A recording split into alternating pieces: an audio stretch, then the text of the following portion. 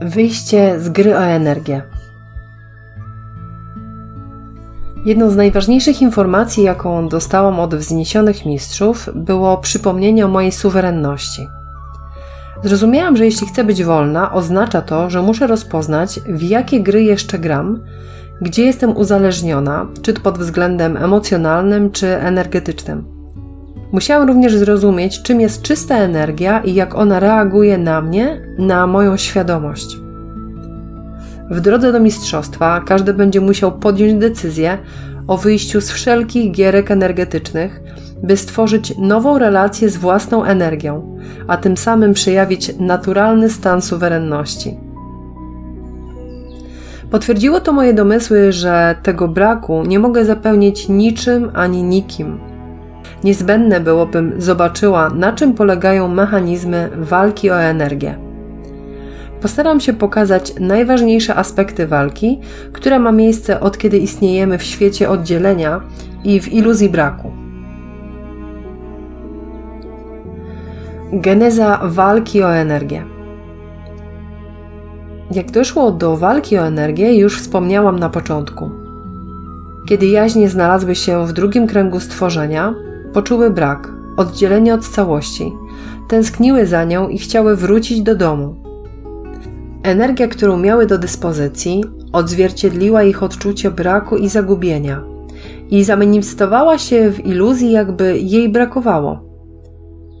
Kiedy jaźnie zaczęły postrzegać siebie nawzajem, zaczęły postrzegać również swoje kreacje, czyli manifestacje ich intencji w energii. Energia wydawała się być na zewnątrz nich. Myślały, że kradnąc energię innym, będą mogły wrócić do domu. Jaźnie zapętliły się w doświadczaniu w świecie energii, tworząc we wszystkich możliwych wariantach, walcząc o energię lub dzieląc się nią. Jednak żadne doświadczenie nie było w stanie uwolnić ich od iluzji braku. Zastój w kreacji został rozpoznany jako fakt, że wszystko, czego doświadczają, jest tylko wariacjami ciągle tych samych wątków zdarzeń. Jaźnie rozpoznały, że nie tworzą nic nowego. Zastój energetyczny w kreacji wynikał jednak nie z braku samej energii, lecz z ich mylnego podejścia do niej. Jaźnie nie były w stanie połączyć się z nieograniczonością własnej energii poprzez jakąkolwiek kreację. Dostęp do niej był możliwy dopiero dzięki zmianie samej świadomości. Energia bowiem zawsze jest tylko skrystalizowaną świadomością, jest niczym lustro świadomości. Alchemia musiała więc zajść w samej świadomości, a nie w jej odbiciu.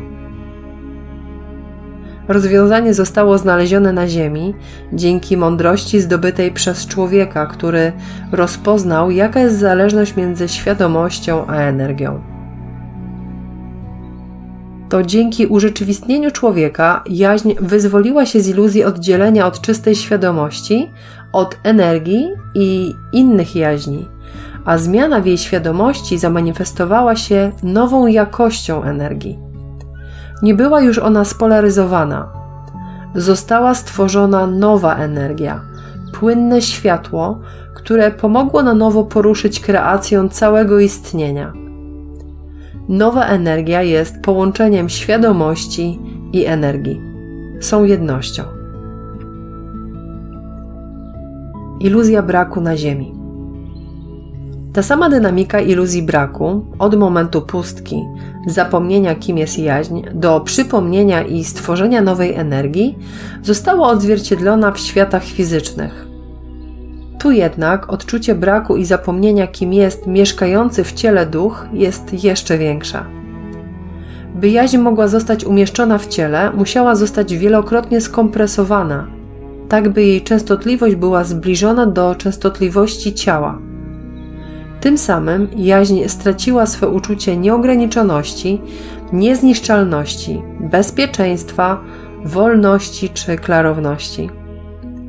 Teraz człowiek nie wie również, że jest coś takiego jak jaźń, że jest jej cząstką. Będzie musiał sobie o tym przypomnieć. Nie dziwne więc, że zagubienie człowieka jest znacznie większe niż jaźni w świecie niefizycznym.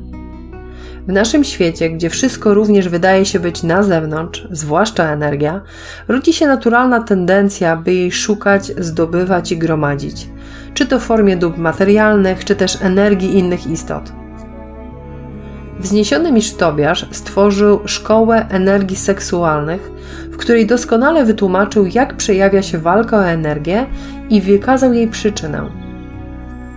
Mówił, że walka o energię na Ziemi nasiliła się wraz z wystąpieniem nierównowagi energii męskiej i żeńskiej na planecie. Stało się to za czasów Atlantydy, kiedy nastąpiła era rozwoju umysłu i coraz większe odłączenie od uczuć. Nazwał to wirusem świadomości, wirusem energii seksualnej. Nierównowaga ta jest widoczna po dziś dzień i odzwierciedla się w naszej nierównowadze energii żeńskiej i męskiej, którą mamy w sobie. Zależność między świadomością a energią. Jeśli chodzi o walkę o energię, chcę wykazać założenia, które pomogą nam w ujrzeniu dynamiki. Popatrz na siebie jako na istotę świadomości, a nie jako istotę energetyczną. W swojej esencji jesteś świadomością, a nie energią. Cała energia, która istnieje, jest Twoja i jest w nieograniczonych zasobach. Energia jest tutaj, by Tobie służyć. Energia reaguje na świadomość i zawsze Cię słucha. Tak samo jak w światach niefizycznych tworzysz, wyrażając intencję. Jednak człowiek, będący świadomości w iluzji braku, nie może tworzyć niczego innego jak brak. A świadomość, która czuje się oddzielona od wszystkiego, tworzy coraz więcej oddzielenia. I tak jesteś Ty i ja, moje i Twoje. Jeśli jesteś natomiast w świadomości obfitości, ta musi się zamanifestować. Możesz to przełożyć na wszystko. Dlatego mówi się, że tworzysz swoimi przekonaniami, tym w co wierzysz, co możesz, a co nie. Energia zawsze zagra w grę Twojej świadomości. A wystarczyłoby zmienić perspektywę, zobaczyć siebie jako świadomość, istnienie, które ma w sobie wszystko, jest nieograniczonością, wolnością, miłością, pięknem. Zamiast czuć się jedną kroplą oceanu, zobacz siebie jako cały ocean, który nie ma początku i końca. Energia nie będzie mogła uczynić inaczej, jak odzwierciedlić Twój naturalny stan nieograniczoności, piękna istnienia. W światach oddzielenia, zarówno fizycznych, jak i niefizycznych, nieprzebudzone jaźnie grają w grę braku, dlatego ze sobą walczą. Póki nie rozpoznają prawdy, kim są i że cała energia należy do nich, do świadomości i nie jest nigdzie na zewnątrz, są w grze i nie będą wolni. Ty decydujesz o dostępności swojej energii. Wiedz, że tak naprawdę nikt nie może zabrać Ci energii, o ile na to nie pozwolisz. Choć czasem możesz mieć odczucie, jakby ktoś Ci ją zabierał, tylko od Ciebie zależy, kogo wpuszczasz, a komu stawiasz granice. Jak wszystko, suwerenność energetyczna również jest kwestią wyboru. Twojego wyboru. Możesz zdecydować, że nikt nie ma prawa karmić się Twoją energią, że chcesz wyjść z gierek energetycznych. Decydujesz się tym samym przestać karmić energią innych osób. Kiedy jesteśmy w grze, jesteśmy po obu stronach. Raz pozwalamy się okradać, innym razem sami kradniemy. To nieuniknione. Wampir energetyczny. Przyjrzyjmy się, kim jest wampir energetyczny. To osoba, która świadomie lub nieświadomie zawiesza się na innych energetycznie, tworzy połączenia z innymi osobami, by karmić się ich energią. Gro wampirów nie jest świadoma, że jest z nimi i nie jest to niczyja wina. Istoty takie nigdy nie były niezależne, zawsze ktoś je zasilał i nie wiedzą nawet, że można funkcjonować inaczej. Stawiając granice takiej istocie, pomagamy jej się stać niezależną. Po raz kolejny zauważ, że pozornie drastyczne środki, które się podejmuje wobec takiej istoty, nie są złe, ale są objawem miłości. Miłości do siebie, ponieważ nie pozwalamy już się na sobie zawieszać i objawem miłości wobec danej osoby, pomagając jej się wyzwolić, choć w brutalny dla niej sposób. Łatwo rozpoznać, że jesteś ofiarą wampira energetycznego. Po rozmowie z taką osobą jesteś wykończony, sfrustrowany i wypompowany z energii. Rozmowa z nią nie jest wymianą, a raczej monologiem z jej strony. Kiedy rozmowa się kończy, masz uczucie ulgi. Osoba taka nie mówi o czymś konstruktywnym, a częściej o problemach. Robi z siebie ofiarę. Próbuje wzbudzić litość lub poczucie winy. Ma niskie poczucie wartości, nie umie być asertywna, powiedzieć nie, szuka akceptacji z zewnątrz, a przez to daje się wykorzystywać. I co najważniejsze, nie czuje się odpowiedzialna za daną sytuację. Osoba opowiada o relacjach z agresorem, oprawcą, który ją wykorzystuje czy poniża. I zgadza się, tak właśnie może być. Kat zawsze znajdzie się w parze z ofiarą. Pasują do siebie idealnie. Ofiara pozwala katowi na takie zachowania, on karmi się jej energią, a ona na to pozwala. Zadaniem ofiary jest wyjść z sytuacji, stawiając granice, wychodząc z relacji lub otwarcie mówiąc, jak się czuje i nie pozwalając na złe traktowanie. Kat, który wydaje się winny, tak naprawdę grał w jej grę i robił jej przysługę. Grał rolę bodźca, który pomaga jej się wyzwolić. Kat tak długo będzie nadużywał, aż ofiara powie dość. Ktoś musi pierwszy wyjść z tej gry. Ofiara daje się okradać z energii oprawcy, ale sama również kradnie energię. Musi ją bowiem jakoś zrekompensować. Znajdzie osobę, której choćby może się wygadać, albo sama będzie wszczynać konflikty z innymi osobami i w ten sposób odzyskiwać energię. Może prosić Cię o pomoc, wzbudzać poczucie winy lub litość. Jeśli wejdziesz w jej grę, właśnie sprzedałeś jej swoją energię. Rola Zbawiciela. W rozmowie z wampirem, kiedy zauważysz, że tracisz energię, czuj się również odpowiedzialny za daną sytuację. Być może rozmawiasz z nią, ponieważ chcesz się czuć potrzebny, chcesz być wsparciem, może to manifestacja Twojej własnej gry energetycznej, chęć bycia Zbawicielem. To również rola. Doskonale ją znam. Kiedyś łatwo dawałam się wykorzystywać. Tak jakbym miała wdrukowane w system, że mam być dla wszystkich wsparciem, często kosztem siebie. Dawałam pieniądze, miejsce do spania, mój czas i przestrzeń. Długo mijało, zanim zauważałam, że nie ma wymiany energetycznej między mną a drugą osobą. Dawałam, a niewiele do mnie wracało. Czułam wielką frustrację i złość. Czułam się wykorzystywana. Kończyło się zerwaniem relacji. Kiedy zrozumiałam, że sama stwarzałam taką dynamikę, że dana osoba musiała mi coś dawać, choćby minimalną korzyść, choćby poczucie bycia potrzebną, zmieniłam to. Dziś dbam o równowagę energetyczną i po prostu nie pozwalam już się wykorzystywać, a na próby wzbudzania we mnie poczucia winy lub litości reaguję złością i kończę taką rozmowę lub relację. Uzmysławiam również drugiej stronie grę, w którą próbuje mnie wciągnąć. Oj, przestałam być potulna jak kiedyś. Już rozumiem, co miał na myśli Adamus, mówiąc, że mistrz potrafi być nietolerancyjnym skurczybykiem. Zrozum, że bycie Zbawicielem jest również rolą. Kolejną grą o energię.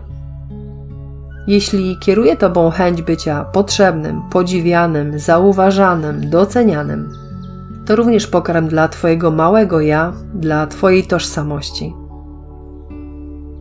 Rola przewodnika.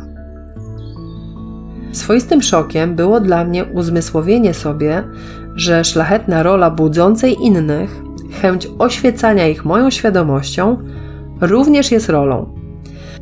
Potrzeba wyciągania innych jaźni z tego ziemskiego więzienia wynikała z głęboko ukrytego poczucia winy. Odkryłam to niedawno, kiedy tłumaczyłam książkę o oświeceniu Altar Kryształowy Smok.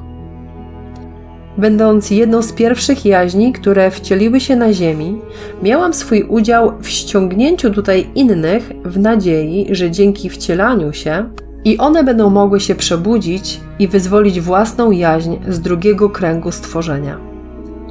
Nikt nie spodziewał się jednak, że Ziemia okaże się tak ciężkim doświadczeniem, że tak wiele jaźni się kompletnie pogubi, że zapętlą się przez eony, a ich zapomnienie będzie tak głębokie. Kiedy powstał projekt Ziemia, żadna z jaźni nie wiedziała, jak się on potoczy. Nie było czegoś takiego jak plan dla Ziemi. Moje intencje były dobre, ale mimo to spowodowały głębokie poczucie winy i podświadomą chęć wspierania innych w podróży do domu. Nie dziwne więc, że całe życie byłam ukierunkowana na przebudzenie, że zawsze, kiedy coś nowego odkrywałam, od razu dzieliłam się tym z innymi. Bycie przewodnikiem było moim ulubionym zajęciem.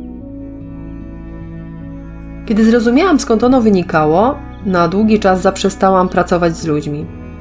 Był taki okres w moim przebudzeniu, scalaniu, kiedy przez blisko 2 lata skupiłam się tylko na sobie.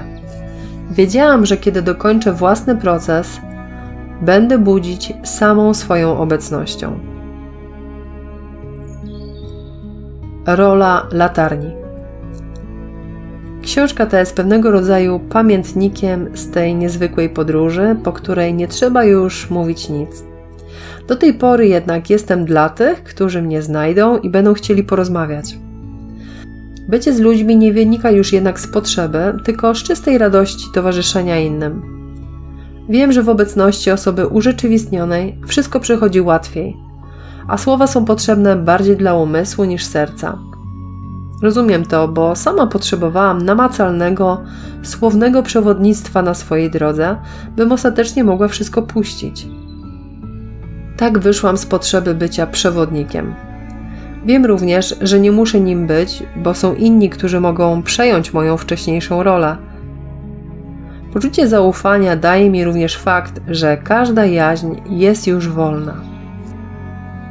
Teraz jestem świadomością świecącą swoim światłem, rozświetlającą potencjały przebudzenia dla tych, którzy są gotowi. Obecność przebudzonego emanuje światłem dla wszystkich istnień w świecie snu oddzielenia. Daje nadzieję tym, którzy ją stracili, tym, którzy pragną zmian, ale się boją, dodaje odwagi. Pomaga zobaczyć nowy kierunek, znacznie korzystniejszy, dający możliwość rozwoju i samopoznania. Narkomanom pokazuje światło w tunelu, płomyk wiary, że mogą wyjść ze swojego uzależnienia. A komuś w toksycznej relacji da inspirację, by stanąć za sobą i wyjść z tego, co nie służy. I dzieje się to samą obecnością. Oświecony nie musi nic mówić, po prostu wystarczy, że jest. Od tej pory może świadomie grać każdą z ról, ale nie jest jej więźniem. Wydaje się, że nieco zboczyłam z tematu walki o energię. Jak pokazuje droga oświecenia, wychodząc z każdej z ról, wychodzisz również z walki o energię. Tylko bowiem przypomnienie, kim jesteś, przynosi zrozumienie, że cała energia jest Twoja i zawsze była. Kiedy oddajesz energię? Wracając do tematu. Kiedy oddajemy naszą energię? Zawsze, kiedy nie postępujemy w zgodzie ze sobą. Kiedy staramy się żyć życiem innych, dopasowujemy się, idziemy na kompromisy. Kiedy z poczucia obowiązku rezygnujemy z tego, co byśmy wybrali. Nawet przestrzeganie ogólnie przyjętych zasad społecznych może być sytuacją, kiedy sprzedajemy siebie. Nie bez powodu mamy uczucia. To nasze narzędzie, dzięki któremu rozpoznajemy, co jest dla nas właściwe. Są one często zagłuszane dziesiątkiem innych głosów. Głosów powinności, tradycji, zasad, obowiązków rodzinnych. Ale Ty wiesz, w głębi serca wiesz i płaczesz, kiedy po raz kolejny nie posłuchałeś tego głosu. Wiesz, że zawsze, kiedy czujesz dyskomfort, znaczy, że dana rola już Ci nie pasuje. Wyrastasz lub wyrosłeś z niej. Możesz wyrosnąć z roli męża, żony, matki, ojca, dziecka, nauczyciela, stróża porządku, kogokolwiek. I wszystko jest w porządku. Ja też powyrastałam z wielu ról, więc wiem, że jest to naturalne. Dziś wolę relacje oparte na suwerenności i niezależności. Dlatego wolałam być przez lata sama, niż w relacji, gdzie nie ma równowagi czy przepływu. Jeśli relacja to tylko partnerska, Z ludźmi natomiast spotykam się tylko, kiedy tego rzeczywiście chcę. Jedyną kotwiczką w tym życiu jest moje dziecko, ale wiem, że przyszedł do mnie tak późno, by pomóc mi zostać dłużej na ziemi. Pomaga mu też przypomnieć jego pochodzenie. No, nie znaczy, że jest mi z nim łatwo. To dość trudny zawodnik. Dzieci, mistrzowie gierek o energię. Dzieci są bardzo dobrym przykładem do ilustrowania gier energetycznych. Naturalne jest, że kiedy są małe, pomagamy im i je wspieramy. Wspieranie to jednak może przerodzić się w wyręczanie i uzależnianie dzieci od pomocy. Kiedy dziecko nie uczy się radzić sobie samo, uczy się, że zawsze będzie musiało liczyć na innych. Tym samym dorośli tworzą kolejną zależną istotę. Zamiast od początku budzić w dzieciach suwerenność, dorośli sami je od siebie uzależniają, tworzą więzi, w których wydaje się, jakby dziecko nie potrafiło żyć bez rodzica. A przecież to jest od początku suwerenna istota. Nieograniczony, wolny duch, z własną mądrością, setką żyć na koncie. Teraz wybrał nas na opiekuna, a nie na szefa czy miłość swego życia. Oczywiście miłość jest i zawsze będzie, ale nie taka, która więzi, zamyka czy ogranicza. Nie ma niczego kompensować rodzicowi. Tak to widzę. Tak samo jak my, dorośli, ostatecznie stajemy się samowystarczalni i mamy znaleźć spełnienie wynikające z relacji ze sobą, tego samego mamy nauczyć dzieci. By budowali własną wartość nie w oparciu o to, co mówią rodzice, otoczenie, ale o to, co sami myślą na swój temat i z samozadowolenia. Piękną rolą jest pokazać im dar samowystarczalności i spełnienia, które wypływa z ich wnętrza. Łatwo powiedzieć, dużo trudniej wprowadzić w życie. Obawiam się, że tylko rodzic, który sam jest niezależny, może tego nauczyć swoje dziecko. Inaczej tworzy swój klon, a dziecko jest naznaczone jego własnymi ograniczeniami. Klucz to równowaga. Przyznam, że bycie rodzicem to chyba najtrudniejsze z ludzkich doświadczeń. Mimo przebudzonej świadomości nadal nie jest ono dla mnie proste. Trudno jest czasem łączyć moje wolnościowe podejście z zasadami ziemskimi. Wiem, że mój syn musi również je poznać, inaczej trudno mu będzie tutaj funkcjonować. Z drugiej strony zdaję sobie sprawę, że jest wolnym duchem i nie ograniczają go żadne reguły. Później sam wybierze, według jakich chce żyć. Danie nieograniczonej wolności na początku jego dzieciństwa zaowocowało tym, że stał się bardzo niezależny, zaradny, zdecydowany, ale i roszczeniowy. Zaczął mnie nadużywać, a ja dotkliwie to odczuwałam i zmusił mnie do postawienia granic. Sama całe życie pozwalałam, by je przekraczano, więc nie dziwne, że weszłam w odwrotny biegun, jakbym chciała mu albo sobie zrekompensować ten brak z dzieciństwa. Szybko jednak rozpoznałam, że potrzebna jest równowaga. Kiedy postawiłam swoje urzeczywistnienie na pierwszym miejscu, musiałam zadbać o czas tylko dla siebie. Wyszło nam to obojgu na zdrowie. Ja odzyskałam przestrzeń dla siebie, a on zaczął budować nowe relacje i poznawać świat nie tylko widziany moimi oczami. To sprzyjało budowaniu naszej niezależności emocjonalnej. Dziś potrafimy przebywać bez siebie miesiąc. Korzystam na tym. W tym czasie Leo buduje więź z tatą i rodziną z Norwegii. Ja mam wolność, którą kocham. W domu, kiedy jesteśmy razem, potrafimy się sobą cieszyć, ale dajemy też sobie przestrzeń, by każdy miał swój niezależny świat. Tak widzę harmonię w relacji. Taka niezależność energetyczna jest kluczowa w relacjach partnerskich. Jak opowiadałam, miałam różne doświadczenia bycia zależną i dlatego zdecydowałam się być sama tak długo, aż nie poczuję się spełniona sama ze sobą. Trwało to wiele lat. Bardzo długo w moim życiu nie było mężczyzny. Tak wybrałam. Postawiłam na siebie, na swoje scalanie. Ten święty czas tylko dla mnie był darem, który sobie podarowałam. Nie rozpraszałam się relacją, a przestrzeń, której potrzebowałam na scalanie, nie oddawałam ludzkim zachciankom małej mnie. Nie jest to łatwe dla kobiety z punktu widzenia ziemskich potrzeb.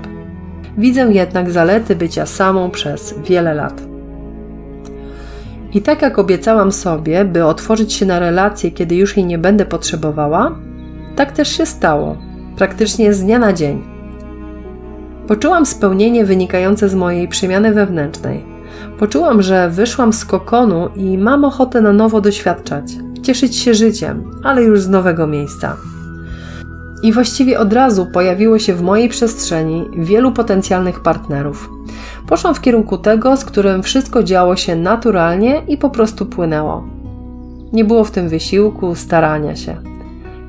I tak przyjaciel, który mi towarzyszył od jakiegoś czasu, został moim nowym partnerem.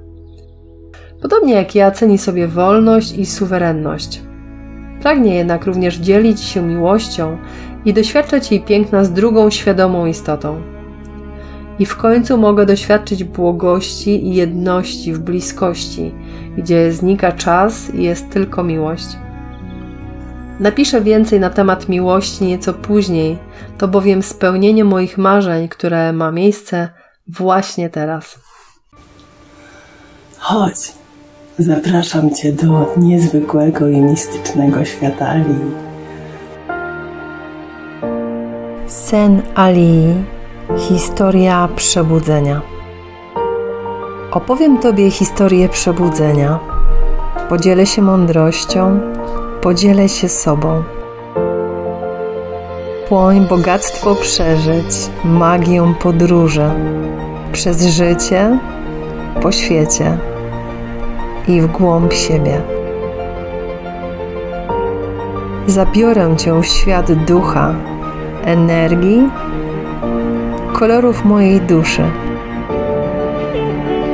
Dotknę Twego serca, byś przypomniał sobie, kim jesteś. Odkrył w sobie mistrza. To inspirująca podróż uzdrawiania i głębokiej transformacji ze wsparciem oświeconych mistrzów i naszej duszy. Czy jesteś gotowy na całkowitą przemianę? Obudź się. Wszystko, czego szukasz, już tu jest.